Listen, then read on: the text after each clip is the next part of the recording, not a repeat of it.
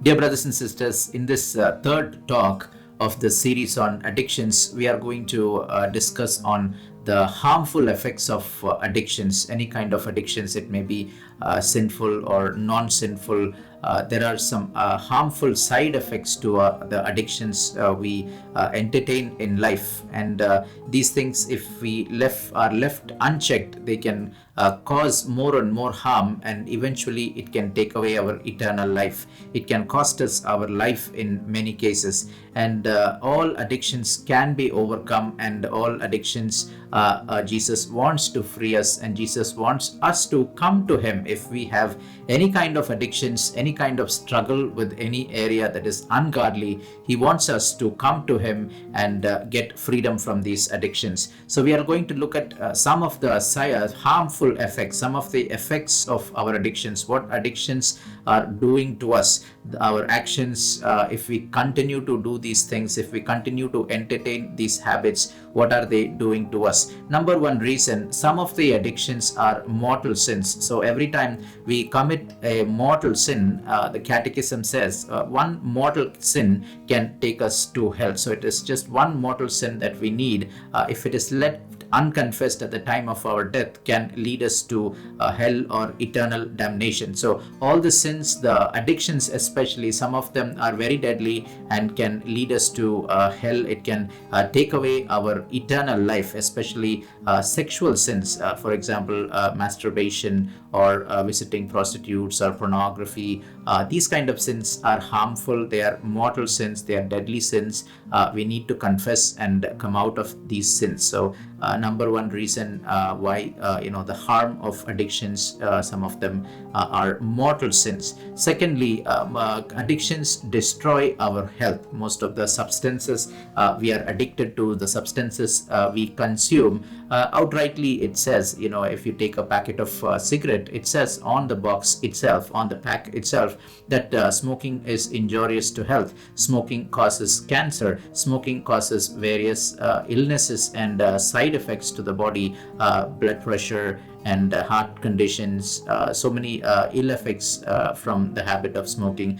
Similar with drugs and alcohol as well. So, and also sexual sins we commit can wound our sexuality, and it can destroy our health. We read in the book of Wisdom chapter 1 verses 12, Wisdom chapter 1 verses 12, the word of God says, "Do not court death by the error of your life, nor procure your destruction by the work of your hands." So God is warning us through the word of God not to court death by the error of our life, not to entertain death, not to invite death by the error of our life.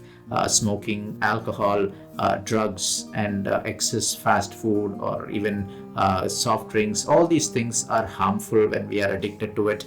They destroy our health, they destroy our physical health, mental health, emotional health, and also our spiritual health. So they destroy our overall health, and that is one reason why we should stay away from any kind of addictions. Thirdly, addictions, they become our master. Whatever we are addicted to become our master, and we become its slaves. 2 Peter 2:19, the word of God says people are slaves to whatever masters them. People are slaves to whatever masters them. That is why you see a person who smokes is always looking for an opportunity to light his next cigarette. His mind is always about when he is going to light his next cigarette, where he is going to light his next cigarette. So he is a slave to this habit, and he has to smoke, be it after a meal, or be it when he comes out of a building. He needs to immediately light a cigarette, or first thing in the morning when he wakes up, he is forced to light that cigarette. So he has become a slave of that habit. And addictions also can lead to other emotional stress. For example, a person who doesn't find cigarettes when he needs it, shows his anger. He's agitated and he's very stressed, and he's running around trying to find his cigarette. running around trying to find us alcohol. And also addictions can cause a dent to our pocket as well. It doesn't come free. It costs money. All the substances we consume, it is going to be over and above our monthly expenses. And so many families are destroyed because of addictions, especially alcohol addictions. People who consume alcohol, they are sometimes let go of their job. They get fired from their job, and they lose all their monthly savings. They lose their lifelong invested savings, and it causes a lot of stress on the family members as well, especially on the little children. An alcoholic father who loses his control, he beats up his wife, or he tends to yell more at his wife and his children. Children are traumatized. Children are in great terror, in great fear, and it can also wound their emotional being. They can get wounded inside. They can get wounded within. So there are many side effects, many harmful effects to our addictions that we entertain, that we live with. So it becomes our master and we become its slave. It controls our life, our pattern of living. Everything we do is controlled and mastered by our addictions.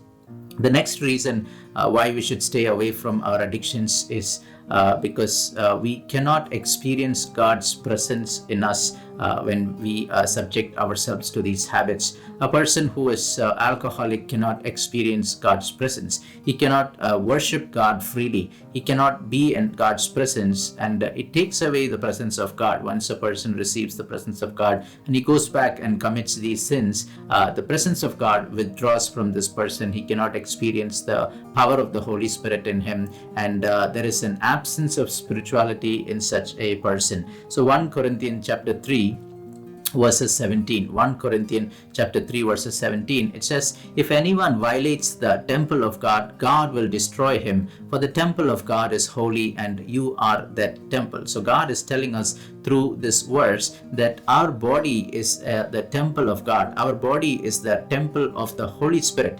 So a temple by definition is holy because it is the dwelling place of God. A temple is where God dwells. So God is calling our body to be his temple, a place where he wants to live and a place where he wants to dwell. And he wants us to keep this temple holy for his presence. So the moment we desecrate this temple, the moment we invite sinful habits into us, entertain sinful habits into us, we are desecrating this temple and we are kicking out the presence of God from us. We are telling God that we don't want him anymore in our body, in our being. So that is what we are trying to tell God each time we fall into any of these habits. So the word of God says in 1 Corinthians chapter 3 verses 17, once again, "If anyone violates the temple of God, God will destroy him, for the temple of God is holy, and you are that temple." So God has bought us with a price. God sent Jesus on the cross and paid the price of our sins, paid the penalty of our sins. So he has bought us with a price, and we are valuable and precious to him, and we belong to him. So who do we really belong to? We belong to our God, because God has purchased us by his blood, by the blood of his son, by the blood of his son Jesus Christ. So therefore whoever destroys the temple of God, God will destroy him. That is what the word of God says. Strong words. 1 Corinthians 3:17 again. "If anyone violates the temple of God, God will destroy him, for the temple of God is holy, and you are that temple." And one more reason why we shouldn't run after these habits, why we should be freed from our addictions, is because it blocks blessings. So the God-given blessings don't reach us. So many areas, many problems we face in life, because the blessings don't reach us on time, it is because of our sinful lifestyle. Book of Isaiah chapter 59 verses 1, the book of Isaiah chapter 59 verses 1, the word of God says, Isaiah 59 verses 1, it says, "See, the Lord's hand is not too short to save, nor his ear too dull to hear." Rather, your iniquities have been barriers between you and your God, and your sins have hidden his face from you. So the Lord's hand is not too short to save, nor his ear too dull to hear. Rather, your iniquities have been barriers between you and your God, and your sins have hidden his face from you so that he does not hear. So very clear words here. When we live a life of sin, when we live a life of addictions, God is not able to intervene in our lives. God is not able to give those blessings to us. And even if he were to release the blessings to us, we will not receive those blessings because we have created a wall between us and God because of our sinfulness. But the moment we repent and try to come out of these addictions, God will rush to our rescue. God will rush to our help, and he will make sure that we are freed of these sins and these addictions, because he wants us to be blessed. Now, God wants us to be blessed because he blessed us. He blessed all mankind in Adam. That is what we read in the book of Genesis. When God made Adam and Eve, he blessed them. So when he blessed Adam and Eve, it means that he blessed all mankind, because all mankind is in the seed of Adam. All mankind is in the womb of Eve. So when God blessed them, God is blessing all of us. To the last man on earth is blessed by God. But we do not receive these blessings, reason being this particular verse in Isaiah 59 verses 1. The Lord's hand is not too short to save, nor his ear too dull to hear. Rather, your iniquities have been barriers between you and your God, and your sins have hidden his face from you so that he does not hear. Your hands are defiled with blood, and your fingers are with iniquity. Your fingers are filled with iniquity. Isaiah 59 1-3. So when you have time, read this passage, meditate on this passage, and it will give you some understanding. God is waiting to bless us. God is waiting to give us the very best, but there is a block, there is a wall between us and God. That is our sins, which needs to come down through repentance. So that was the reason that I gave you, that we cannot experience God's presence in us, and sin blocks God's blessings. Addictions blocks God's blessings. So we need to make an effort, sincere effort from our side to overcome these addictions. And I will be giving you some ways how we can overcome the addictions in the next talk, the next part of this talk. So finally, one more reason to overcome or to defeat and overcome addictions, why we should stay clear of addictions, any harmful addictions. It says Satan has control over us. Satan has control over a person who is controlled by an addiction. So we become the slaves of Satan when we become the slaves of something of this world. When we are addicted to something, we are the slaves of the devil. So we are not able to exercise the free will that is given to us. God has given us free will to do what we want, the free will to do good, but we are not able to exercise this freedom. Many of us, dear brothers and sisters, maybe misunderstand the meaning of freedom. Now, freedom does not mean the freedom to do anything I want.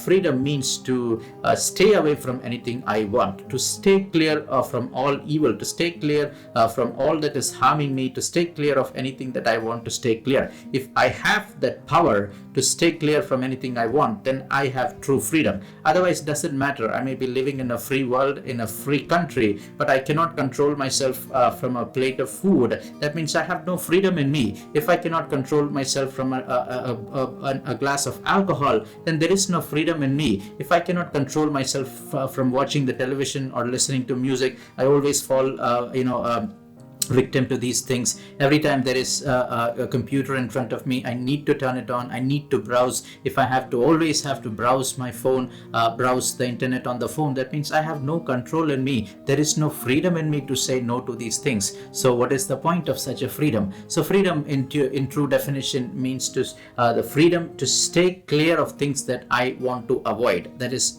true freedom. So a person who is addicted, a person who is not able to say no to these the things of this world is controlled by Satan, is a slave of the devil. So these are some of the harmful effects of addictions that I shared with you in this talk, and we will move on to the next talk where we will give some reasons how we can overcome addictions, how we can defeat the power of addictions over our life. So I will list out the reasons that I just mentioned to you in this talk, the reasons why addictions are harmful. Number one, they are mortal sins. Some of the addictions are mortal sins. It is enough to take us to hell. It is enough to rob us of our eternal life. Secondly, they destroy our health. They destroy our physical health, especially substance abuses. Substance abuse such as cigarettes, alcohol, drugs. It openly and clearly states, within the product itself that they are harmful to us. We still consume them. We still are giving away our life to these things. So they destroy our health. Thirdly, they destroy relationships. Addictions can destroy relationships. Certain sexual addictions can destroy our marriage. Alcohol can destroy marriage and family. A person who continues to drink alcohol, consumes more and more alcohol, will soon run out of money to consume alcohol, and it will change his way of behavior, his way he deals with people. He can get more and more angry, more and more agitated. He can wound his family members. He can traumatize his children, and it can affect his responsibilities, the way he carries out his responsibilities. There are so many harms, harm that takes place because of alcohol. So many families are broken because of alcohol, and these are some reasons. And again, whatever we are addicted to, it becomes our master and we become its slaves. It becomes our master and we become its slaves. And also addictions take away the presence of God from us, and it can block the presence of God from entering into us, and we will not have fellowship with God when we are addicted to the things of this world. And it can also block God-given blessings. It can rob the blessings from us. And finally, Satan has control over a person who is addicted to something of this world. So these are some of the reasons, and we will see you in the next talk where we will be discussing about how to overcome addictions. What are the steps we need to take in order to overcome addictions and be freed from whatever is mastering us and whatever is controlling us. With that, I will close this message. God bless you all.